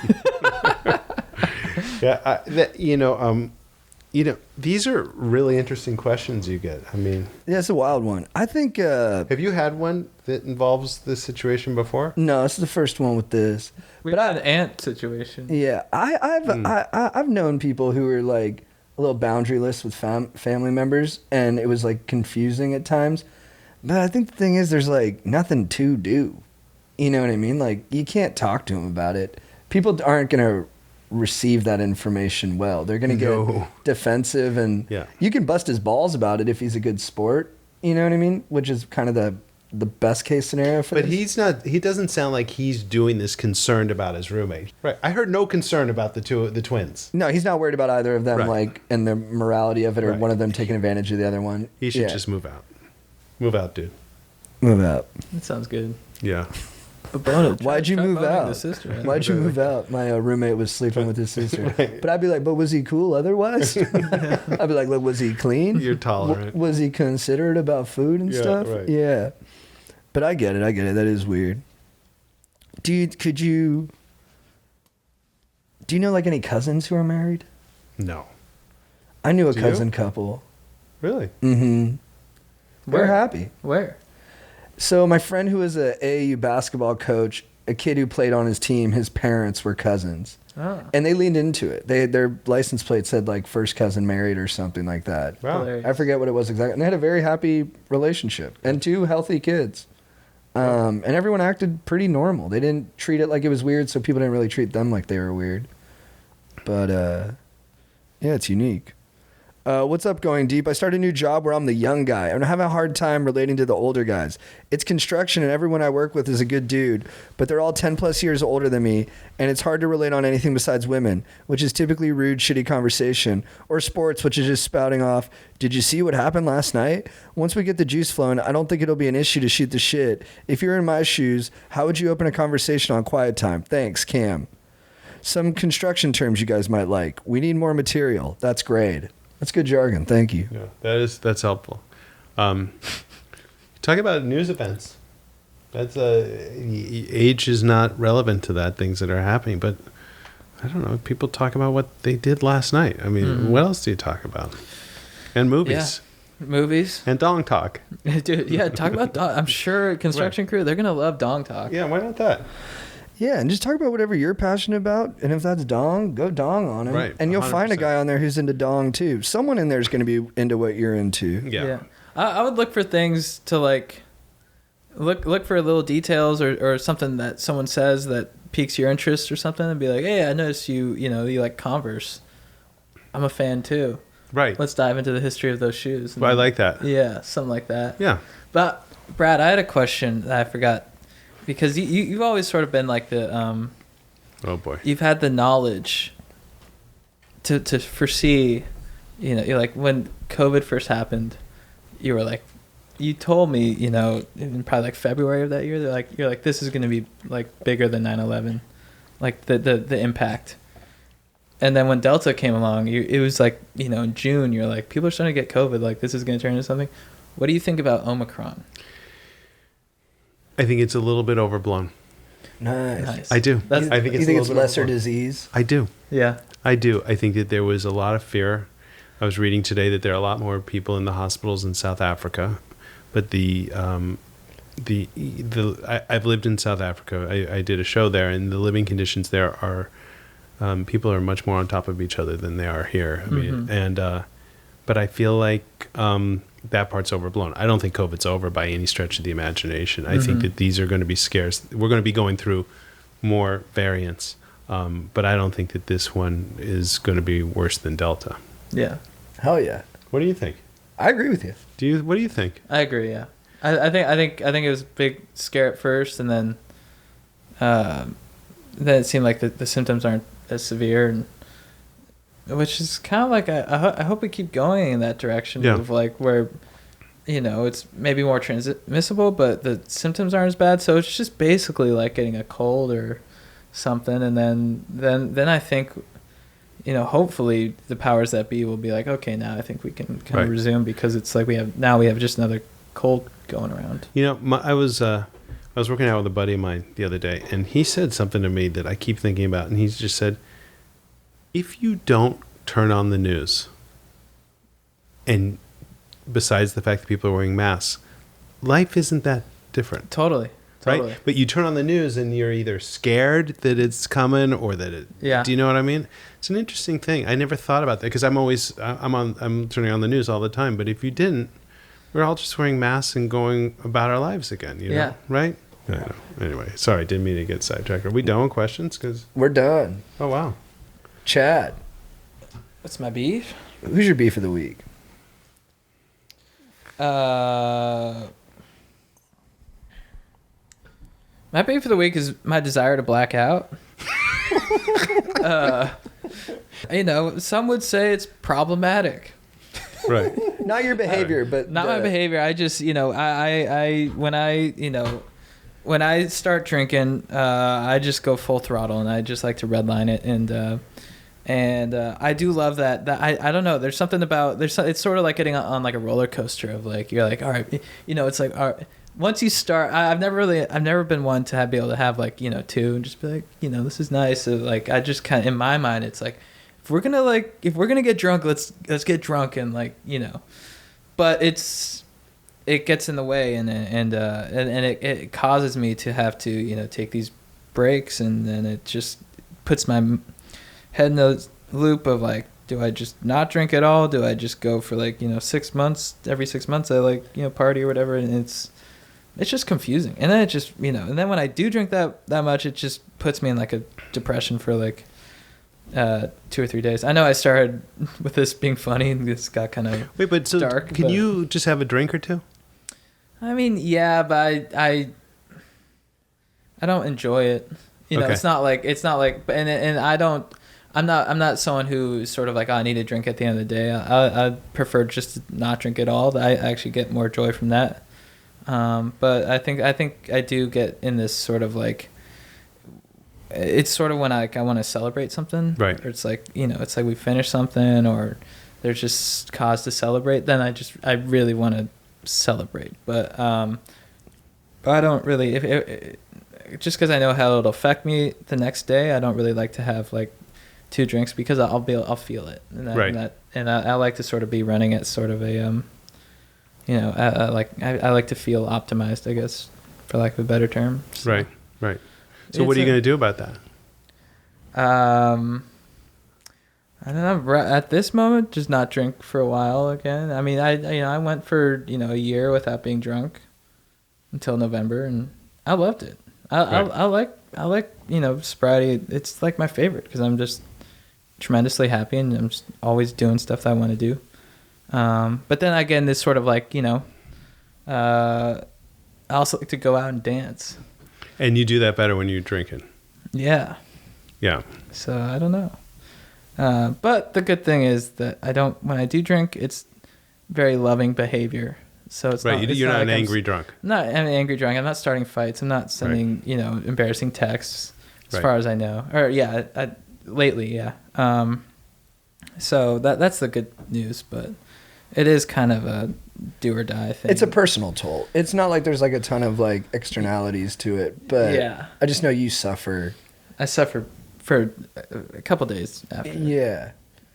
And you're just intense. Like once you start going, you want to keep going. Yeah. Yeah. But it's not like it's fun, but yeah. I just know you feel better when you don't. Yeah. Yeah. Well, I wonder if the price you're paying is worth what you're getting from it. Right. And every time I'm in it, I'm like, it's not worth it. Then I get away from it and you sort of romanticize it. So I'd say it's probably not worth it. Then you look at guys like Bradley Cooper and stuff who are like, yeah, I don't know how bad his drinking got, or like John Mulaney, maybe theirs was truly problematic, but they've been, sober and have been just crushing it. And there's plenty of examples of people who were sober and crushing it and didn't have a good relationship. If it more of those examples than people who stay smashed. Yeah. Right. For sure. Yeah. But it does sound like it's not a good situation for you. I'm just hearing this and I'm responding to what you're saying, and that sounds problematic. That's why I said if you can have a drink or 2 and it's just kind of a thing rather than having to go all the way. Yeah. I mean, I can do that. and I've gone on dates and stuff and had just like one or two, and it hasn't been like in my mind I haven't been like, oh, let's go. It's sort of, so it's not, I can control it, but it's I just I don't really enjoy that though. But you strike me as someone who takes a lot of pride in living a healthy lifestyle and doing good things. Yeah. And I wear an Apple Watch, and when you get to be my age, when I have a drink, my watch tells me the next morning, I see my heart rate is elevated overnight by 5 to 10, by a substantial number, by a real percentage, and that's just one drink. That's not getting blasted. If I got blasted, I'm sure it'd be much higher. So for me, may not be the same for you. I'm not drinking as much now because I'm not sleeping as well, and I'm not functioning as well, and I don't have the time to waste. Exactly, yeah. And I, on my Whoop and stuff after Vegas, it has like your recovery, and it was at 1%. Right. It was like your body is. But maybe there's a way that you can have a relationship with alcohol where you can actually have a drink or two. Yeah, but and enjoy that. Yeah, but I guess, yeah, that's a good point. Listen, we all have our own relationship with alcohol, right? Different people are built differently, so you have to. I think the most important thing for you, and you're not asking me, but I'm going to pontificate anyway, is just to be honest with your relationship with it and just know what serves you the best. Yeah, I think sobriety is the better move for me, but. And that's what you should do, and I will support you in your sobriety. Oh, thank you. But why can't you dance when you're sober? He can. He's a really good dancer when he's sober. I can. Yeah. So then what's the problem? I don't know. There's just something about, Does weed do the same thing? No, I never. Weed has never worked for me. I haven't smoked weed in like 8 years. Okay. And I think if you take a more holistic view of what you're losing when you do it, you won't want to do it as much. I'm getting to that level. Yeah. A lot. Especially when you take such a long break from it, you can see it in your face. One night you see it in your face. Oh, for sure. Oh yeah, I look terrible after I drink, and the weight retention's incredible. Yeah, your head blows. I mean, Bill Burr has that great joke about how he developed that John Travolta head. Right. If you just booze a lot. Yeah. Yeah, I wonder where Travolta's came from. Yeah. Who's your beef of the week? I think my beef of the week is these smash and grabbers. JT and I were talking, and you were saying your head's on a swivel when you're walking around, and that's not the way it used to be in LA. And I'm bummed out that that's the case. I really am, because I've lived here and I've always loved living here. And my kids are saying to me, we have to be safe, and that's just not the way it used to be. And I'm bummed out about it. And so that's my beef. I'd like that to end, and we could get back to at least being able to walk around and do things that we used to do without worrying about something happening. It is crazy when you see like the highlights of people just like in midday going up to like brunch spots and like jacking people of their stuff with a gun out during the day. You're like, what? It's such a bummer. Yeah. Like just how out in the open it is. Yeah. And I guess with that Nordstrom's thing, I heard at the Grove, I think he might have been after hours, but I heard they beat the shit out of a lot of the people at the Nordstrom. Oh, is that true? I heard that on like a podcast. Who knows? Man. I heard they were taking it to some of the people there. And they arrested 14 guys, but then they just got out on bond immediately or something. Right. Zero bond, but we'll get to that. I mean, the pandemic has caused income disparity to be huge, and doesn't justify flat out crime and beating people up, but Well, Cameron and Paxton want you guys to walk me to my car when we're done with the Oh, I'm super down. Of course yeah. I will. Thanks, dude. Yeah, dude. We're I appreciate that. full service over here. I appreciate that. Yeah, that'd be badass. Yeah. I don't have a beef of the week this week, but I'm going to give my beef to Aaron because I know he's got an ongoing solar panel issue. oh, So the floor is yours, dude. that wasn't going to be my beef for the week if I was going to get involved, but I do have a different beef. Real quick, just the podcast app that's on the iPhone. I'm finally moving away from it. I'm so done with it. It just doesn't delete the podcast you've listened to, and it's just, I know it probably slows my life down by 4 seconds, but Spotify. as a guy who's in the industry, it's really frustrating. So Can I draft on that? sure. I updated my operating system, and my calendar is really hard. It's quirky now too. Yeah. Would Have you you use experienced iCal that? or Google Cal? iCal. I use Google, but even that has been a little wonky. Chad, who's your babe of the week? My babe of the week is sunglasses. I was driving, the sun was in my eyes, and I appreciate sunglasses for the protection, but also just to if you want to feel cool, you just throw on some shades and the job done. Yeah. You know, it's like, you know, task completed. You're going to look cool. So I just love sunglasses for giving you that ability to just look cool and feel cool in any situation. And that means a lot to me. Because I value, you know, feeling cool. Right. And And you do it well, by the way. oh, thank gonna you. say, Sure. Thank yeah. you. Yeah, if I'm cruising, you know, In risky my business? rate- Oh. yeah, that too. Yeah. I was thinking about actually while I was talking about that, I was thinking Right. about Tom Cruise. So. Yeah. Hell yeah. All right. Who's your baby of the week? Well, of course, my babe is always Mrs. Fuller. You know, that goes without saying for 30 years. But also, you know, today on my way here, I had a Celsius. And it really gives you a nice lift. A clean boost. A clean boost in the late afternoon. Yeah. It's really, it feels like it's not that bad for you. There's not a lot of sugar in it. And it really upped my energy for the pod. So That's awesome. To have two babes, it's Alex and Celsius. Those are good babes. Thanks. Hell yeah. My baby of the week is Sanna Marin, the Prime Minister of Finland. Oh, hell yeah. Did you guys see this? Yeah. She got into hot water because she left her phone at home, which is hilarious for a prime minister to do, and she went out clubbing, which is also awesome. Which also is like, I'm like, dude, I don't know anything about Finland, but I'm like, you can do that in Finland. You can't do that if you're the leader of like U.S., China, Russia. Right. You know, the guys who are always causing mischief. Finland, you can just take a night off. I love that. Right. And then, but she found out that she missed a text that said she'd been exposed to a COVID positive person. And so she put people at risk when she was banging it out at the nightclub. But I like where her head's at. She's 36. She's leading a really cool country with good quality of life, as far as I know. And she's dancing it up at the club. And she's very pretty. So she's my baby of the week. That's awesome. nice. I'd Good- never that's heard a good about her babe. before. And then I was like, this lady sounds cool as shit. It's a good babe. Chad, who's your legend of the week? My legend of the week and my quote of the week are going to go together. So I'm going to do my quote of the week to introduce my legend. So this comes from the MacGruber trailer. MacGruber is starring Will Forte. It's on Peacock now. It was originally a movie starring Ryan Felipe, who's a listener. What up? This comes from MacGruber. Smell you later, Vic. And I mean that with sorry.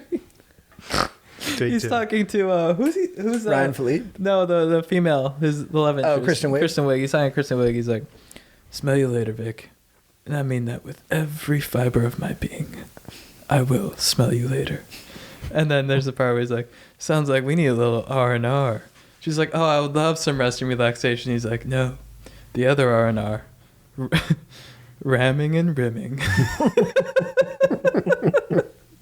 I can't wait to watch this show. It's MacGruber is so funny, and it's like one of those. It's like one of those movies, and it looks like one of those shows where it's like he just got to dive into his most sort of like immature self, and just like he's like, "This is what I think is hilarious. This is what I think is funny, and this is like it's all in this show." And the you know in the original the movie the villain was named Kunth, and the villain in this one is named Queeth.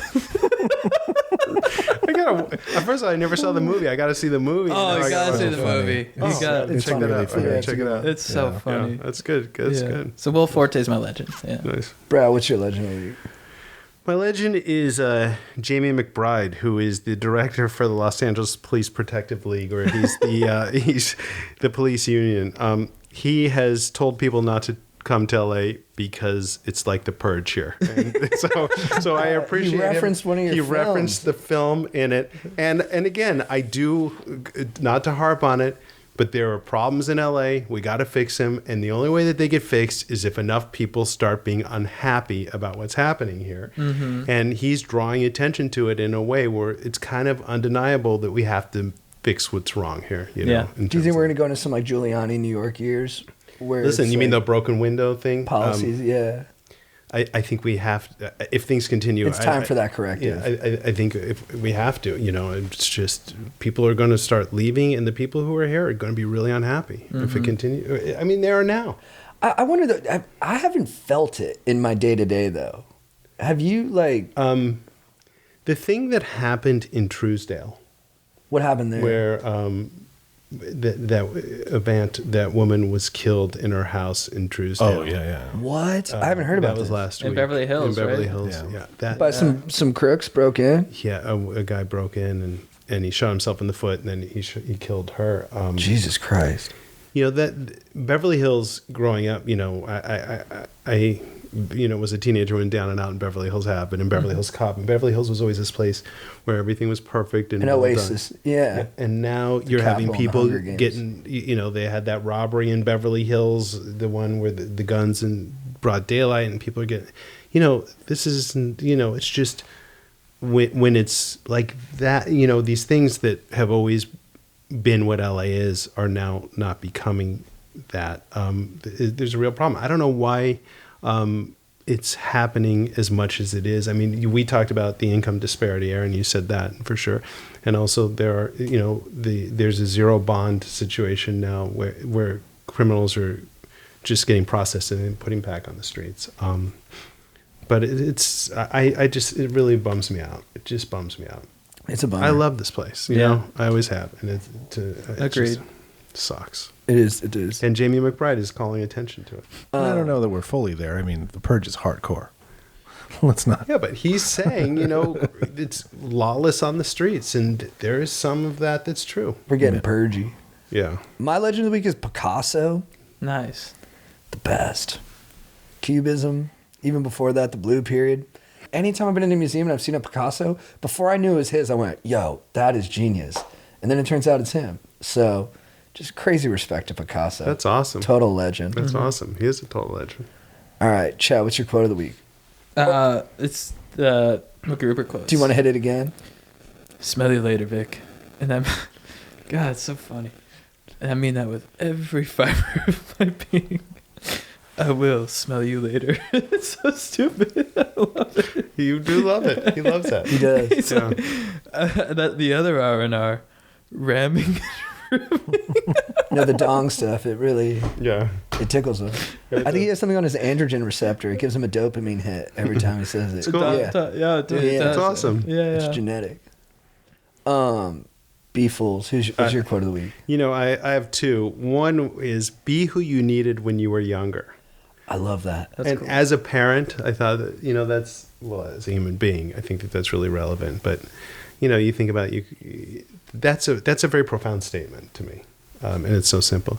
The other one is old ways don't open new doors. Oh, these are great quotes. Yeah, I did some research for this pod. Thank you. This is my I can fifth feel pod. it. I yeah. like that. That's applicable to the drinking. It is. It is. Old ways don't open new doors. I thought about that, and you know, that's a little bit about the question. The guy who was asking about, you know, his girl who was depressed, and now she, you know, it's like, and it's important, I think, always to open new doors. My quote of the week is from Marriage Story. It's when Scarlett Johansson and Adam Driver are duking it out, and he goes, and the worst part is I'm losing, talking about the divorce. And she goes, I already lost. I loved you more than you loved me. Oh my God. And I was like, that is how it feels when you're in that dynamic. Yeah. And Yeah. I like it when a movie goes there. Chad, what's your phrase of the week for getting after it? Time for some R&R. If they had some R&R into Marriage Story. Whew. Yeah, that scene would have been nice, but I could have used a break from it. Yeah. Yeah. Sorry. I'm gonna pass. I didn't prepare for that. Usually, for me, it's off the top of the dome. Yeah. So anything that comes This is to the easy mind, one. you What would fire you up right now? could be like crack a Celsius.